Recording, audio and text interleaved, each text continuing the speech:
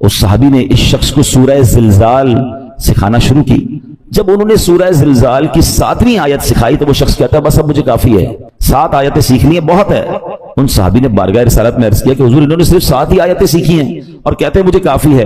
نبی پاک علیہ الصلوۃ والسلام نے فرمایا اسے چھوڑ دو، اسے فقاہت یعنی دین کی سمجھ مل گئی ہے. یعنی 7 آیتیں سیکھ کر، کیونکہ آیتیں تو قرآن کی ہر آیت میں خزانہ ہے نا، تو اس نے دل سے سیکھ لیا، سمجھ لیا، میسج آف قرآن لے لیا، تو 7 آیتیں اس کے لیے زندگی بھر کے لیے کافی ہو جاتی ہے. تو قرآن ایسا خزانہ ہے، سبحان اللہ. میرے رب کا کلام ہے قرآن، واہ کیا بات پیارے قرآن کی، مصطفیٰ پر ہوا ہے یہ نازل، اس میں ہر شے کا ہے بیان شامل، سب سے افضل کتاب ہے قرآن، واہ کیا بات پیارے قرآن کی. اے میرے پیارے اسلامی بھائیوں، ایک بڑا ہی کمال کا واقعہ جو میں بات کر رہا ہوں نا کہ قرآن دلوں کی دنیا کیسے بدلتا ہے. اللہ کرے میں اور آپ قرآن سے دوستی کر لینا تو توبہ کرنے کے لیے، سدھرنے کے لیے، اللہ کی طرف رجوع لانے کے لیے قرآن کیا کمال کا کردار ادا کرتا ہے. حضرت ابو ہاشم رحمۃ اللہ تعالی علیہ فرماتے ہیں ایک مرتبہ میں بصرہ جانے کے لیے ایک کشتی میں سوار ہوا. اس کشتی میں ایک مرد بھی تھا، اس کی کنیز بھی تھی.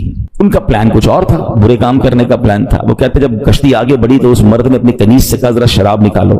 شراب لائی گئی. وہ مرد کشتی میں بیٹھ کے شراب پینے لگا. اپنی کنیز کو کہا کچھ گانا سناؤ.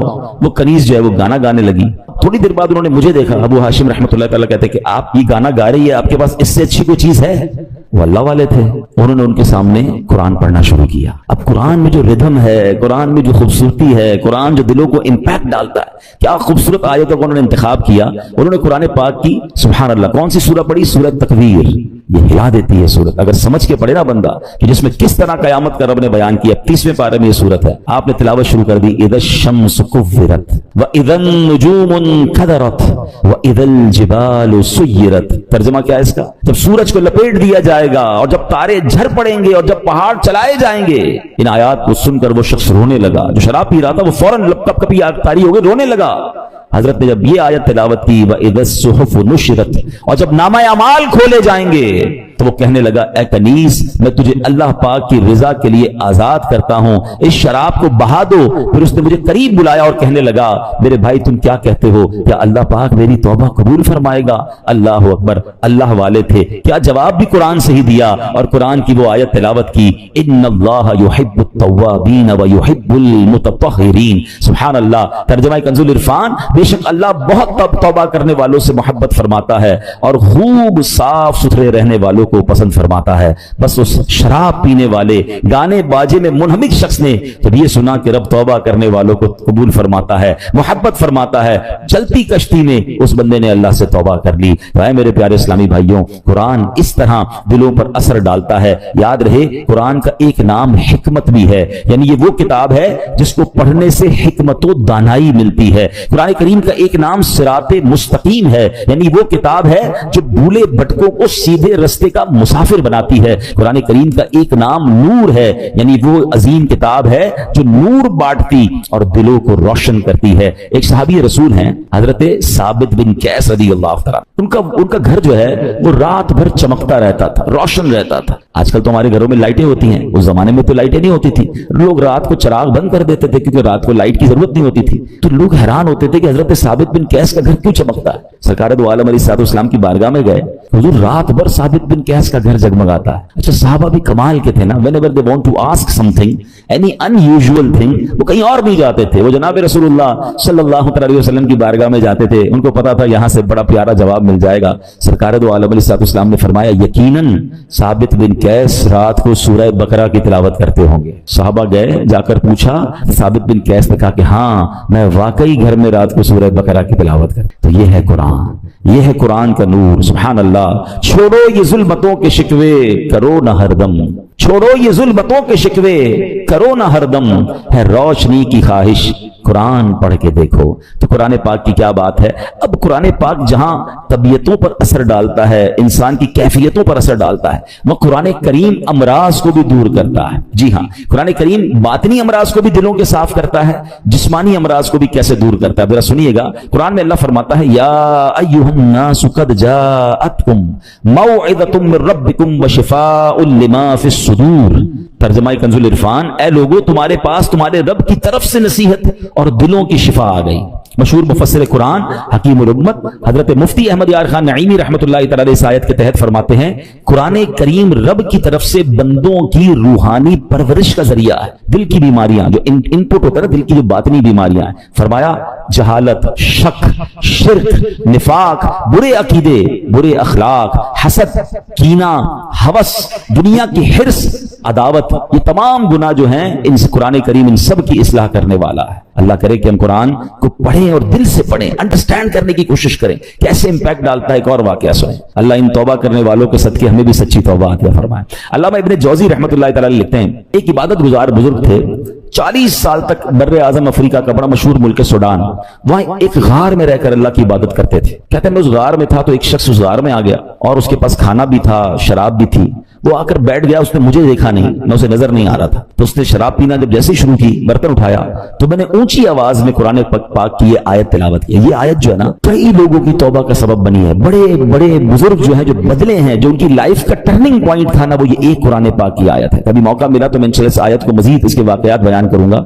حضرت کہتے ہیں کہ میں نے اس شرابی کے سامنے غار میں بیٹھ کے قرآن کی آیت پڑھی. ذرا اس آیت کا ترجمہ بھی سنیے گا. آیت کیا ہے؟ پارہ 27 ہے، سورہ حدید، آیت نمبر 16. اللہ فرماتا ہے الم یأن للذین آمنوا ان تخشع قلوبہم لذکر اللہ. کیا ایمان والوں کے لیے ابھی وہ وقت نہیں آیا کہ ان کے دل اللہ کی یاد اور اس کے حق کے لیے جھک جائیں؟ کیا اب بھی وہ وقت نہیں آیا؟ قرآن نے گویا ہلایا ہے، جھنجھوڑا ہے. اب اس زمانے کے لوگ تو عربی سمجھتے تھے، تو وہ کہتے ہیں جیسے ہی میں نے وہ آیت پڑھی تو نوجوان رک گیا شراب پینے سے، دائیں بائیں دیکھا، اس کو کوئی نظر نہیں آیا. جیسے ہی دوبارہ اس نے برتن شراب کا اٹھایا، میں نے پھر یہ آیت پڑھی الم یأن للذین آمنوا ان تخشع قلوبہم لذکر اللہ. کیا ایمان والوں کے لیے ابھی وہ وقت نہیں آیا کہ ان کے دل اللہ کی یاد اور اس کے حق کے لیے جھک جائیں؟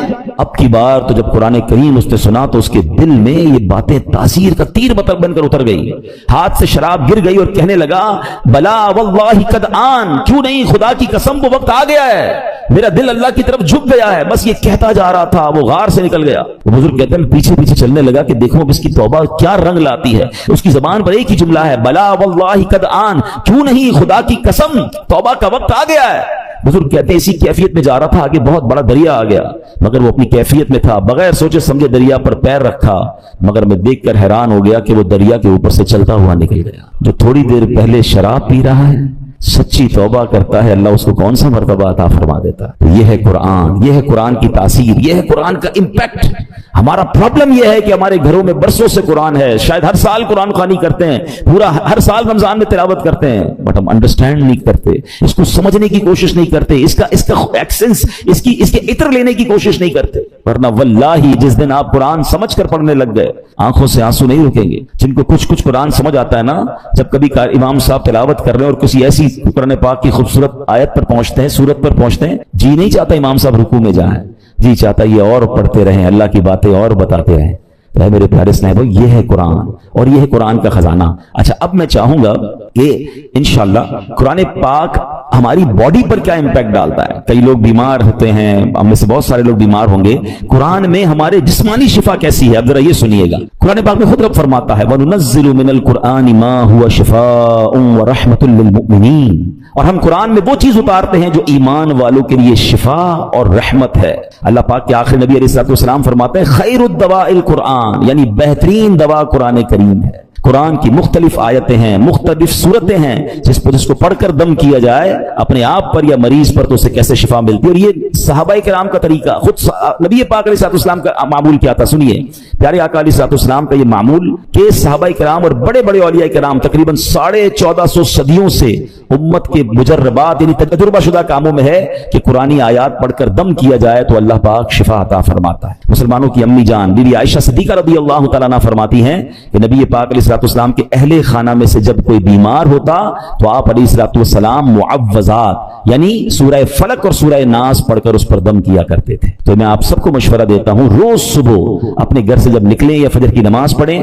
اول آخر درود پاک، سورہ فلق اور سورہ ناس پڑھ کر اپنے ہاتھ پر دم کریں اور پورے جسم پر پھیر لیں. اپنے بچوں پر اسکول جانے سے پہلے دم کریں، مدرسے میں جانے سے پہلے دم کریں. یہ گویا ان کا ایک حصار ہے.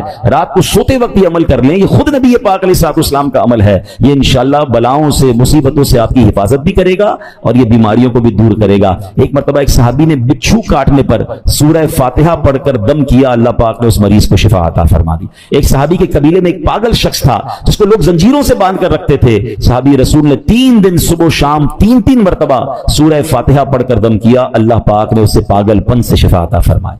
اللہ کے کلام میں کمال ہے، ہم کاش اللہ کے کلام سے محبت کریں اور اس کی برکتیں لوٹیں۔ ایک بار حضرت عمر فاروق رضی اللہ تعالیٰ عنہ کو کیسر روم کے بادشاہ نے خط لکھا، میرے سر میں درد ہے اور دائمی درد ہے، ٹھیک ہی نہیں ہوتا ہے۔ تو حضرت عمر رضی اللہ تعالیٰ نے اس کو ایک ٹوپی بھیج دی۔ اچھا کمال یہ تھا جب وہ ٹوپی پہنتا درد ختم ہو جاتا، جیسی ٹوپی اتارتا درد پھر شروع ہو جاتا۔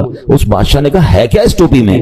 جب اس ٹوپی کو کھولا گیا تو اس ٹوپی میں ایک کاغذ ملا جس پر بسم اللہ الرحمن الرحیم لکھا ہوا تھا، حضرت عمر نے لکھ کے بھیجا تھا۔ تو اس سے یہ بھی پتا چلا کہ تعویذات جو ہے اس میں کوئی حرج نہیں ہے کہ ان تعویذات میں اللہ کا نام ہو، اس میں قرآنی آیات ہوں۔ بعض اوقات معاذ اللہ جادو اور اس طرح کی چیزیں، اس سے تو کوئی تعلق نہیں ہے، مگر قرآنی آیات، اللہ کے نام، پاکیزہ ناموں سے الحمدللہ بہت برکتیں ملتی ہیں، اور یہ صحابہ کرام اور ہمارے بزرگوں کے طریقے سے ثابت ہے۔ اب آخر میں چاہوں گا، میں ایک ایسی بات کرنے جا رہا ہوں جو انشاءاللہ آپ کو کام آئے گی کہ قرآن کریم کی کن کن صورتوں سے کن کن چیزوں سے فائدہ ہوتا ہے، آپ کے کون سے پرابلم سالو ہو سکتے ہیں، آپ کی کون سی بیماریاں حل ہو سکتی ہیں۔ گھر میں بہت سارے مسائل ہوتے ہیں، ہم بعضوں کا ٹینشن میں ہوتے ہیں کہ یار اس کا کوئی وظیفہ مل جائے، کوئی دم مل جائے، تو ڈائریکٹلی قرآن کریم جو ہے کن کن چیزوں پر انشاءاللہ امپیکٹ ڈالے گا اور آپ کو فائدہ ہوگا، آپ چاہیں تو اسے ریکارڈ کر لیں۔ اب سنتے ہیں علماء کرام نے احادیث کی روشنی میں اور اپنے تجربے سے قرآنی صورتوں کی الگ الگ تاثیریں بیان کی ہیں۔ اب سنتے جائیے۔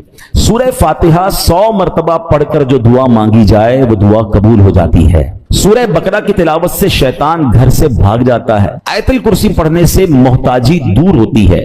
سورۃ الکہف کو ہمیشہ پڑھنے والا دجال کے فتنوں سے محفوظ رہے گا۔ والدین کی قبر پر ہر جمعہ سورہ یاسین کی تلاوت کرنے سے اس کے حروف کی تعداد کے برابر یعنی پڑھنے والے کے گناہ بخش دیے جاتے ہیں۔ سورہ دخان پڑھنے سے مشکل دور ہوتی ہے۔ جو مرنے کے قریب ہو اس پر سورہ جاسیہ کا دم کرنے سے انشاءاللہ ایمان پر موت نصیب ہوگی۔ سورہ حجرات کا پڑھنا اور دم کر کے پینا گھر میں خیر و برکت کے لیے مفید ہے۔ سورہ قاف، کئی لوگ ہوتے ہیں جن کی فصلیں ہوتی ہیں، باغ ہوتے ہیں، تو اس کے بارے میں فرمایا کہ سورہ کاف پڑھنے سے باغ میں پھلوں کی کثرت ہوتی ہے۔ سورہ رحمان 11 بار پڑھنے سے تمام مقاصد پورے ہوتے ہیں۔ سورہ واقعہ جو شخص روزانہ پڑھے گا اسے کبھی فاقہ نہ ہوگا۔ سورۃ الملک کو ہر رات پڑھنے والا عذاب قبر سے محفوظ رہے گا۔ سورۃ المزمل کو 11 بار پڑھنے سے ہر مشکل آسان ہو جاتی ہے۔ جو بچے حفظ کر رہے ہوتے ہیں ان کے لیے سنیے، سورۃ المدثر کو پڑھ کر حفظ قرآن کی دعا مانگنے سے قرآن کریم کا یاد کرنا آسان ہو جاتا ہے۔ مریض کے پاس سورہ مجادلہ پڑھنے سے درد میں آرام ملے گا۔ سورہ لیل، مرگی کے دورے پڑتے کچھ لوگوں کو، تو سورہ لیل پڑھ کر مرگی کے مریض کے کان میں دم کرنے سے فائدہ ہوتا ہے۔ سورہ رحمان لکھ کر پینا پلی یعنی سپلین کے مرض میں مفید ہے۔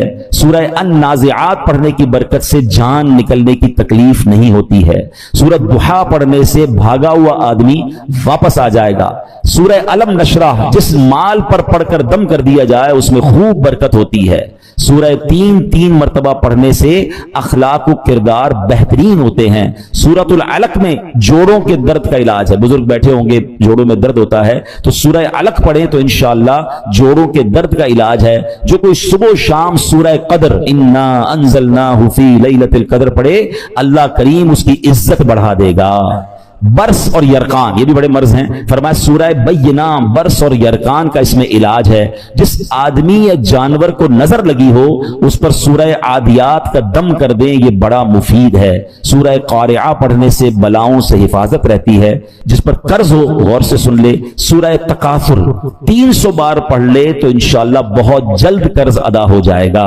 سورہ عصر پڑھنے سے غم دور ہوتا ہے۔ فرمایا کوئی دشمن کا خوف ہو سورہ قریش پڑھے تو اس سے انشاءاللہ جان کی حفاظت ہوتی ہے۔ اور سبحان اللہ سورہ فلق اور سورہ ناس سے جن، حاسدین اور شیطان سے حفاظت رہتی ہے۔ قل هو اللہ احد، سورہ اخلاص یہ تہائی قرآن کے برابر ہے۔ کوئی 3 بار سورہ اخلاص پڑھ لے اسے پورے قرآن پڑھنے کا ثواب ملتا ہے۔ تو یہ ہے میرے رب کا کلام۔ قرآن سے محبت کیجئے، قرآن سے علاج کیجئے، قرآن سے دوستی کیجئے، قرآن سے دلوں کی کیفیت کو بدلیے۔ قرآن کی تلاوت کے ساتھ ساتھ ترجمہ قرآن اور تفسیر قرآن، بہت خوبصورت تفسیر قرآن آپ کو ریکمینڈ کر دیتا ہوں۔ اس تفسیر قرآن کا نام ہے صراط الجنان، یہ بہت آسان اردو میں موجود ہے، اس کو بھی چاہیں تو dawatIslami.net سے ڈاؤن لوڈ کر لیں یا مکتبۃ المدینہ سے پرچیز کر لیں، انشاءاللہ اس کی برکتیں ملے گی۔ اللہ پاک ہمیں نیکیاں کمانے کا جذبہ نصیب فرمائے۔ احادیث میں یہ مضمون ملتا ہے کہ جو جمعہ کے دن سورہ کہف پڑھے، ایک جمعے کو پڑھے، اگلے جمعے تک اس کے لیے نور کر دیا جاتا ہے۔ اور سبحان اللہ، جمعہ کے دن ہو سکے تو مریض کی عیادت کریں، صدقہ و خیرات کریں، جتنا ہو سکے نیکیاں کریں۔ ایک بات یاد رکھنی ہے، کوئی عام دن میں گناہ کرے یقیناً غلط ہے، مگر جمعہ کے دن گناہ کرے گا تو جہاں نیکی 70 گنا وہاں اس کا گناہ بھی 70 گنا ہو جاتا۔ پلیز عام دنوں میں بھی بچنا ہے مگر جمعے کو گناہ نہیں کرنے، اسپیشلی بچنا ہے۔ جمعے کو کوئی نماز قضا نہیں ہونی چاہیے، میں نہیں کہتا عام دنوں میں بھی نہیں ہونی چاہیے، مگر کتنی افسوس کی بات ہے کہ جمعے کی نماز پڑھتے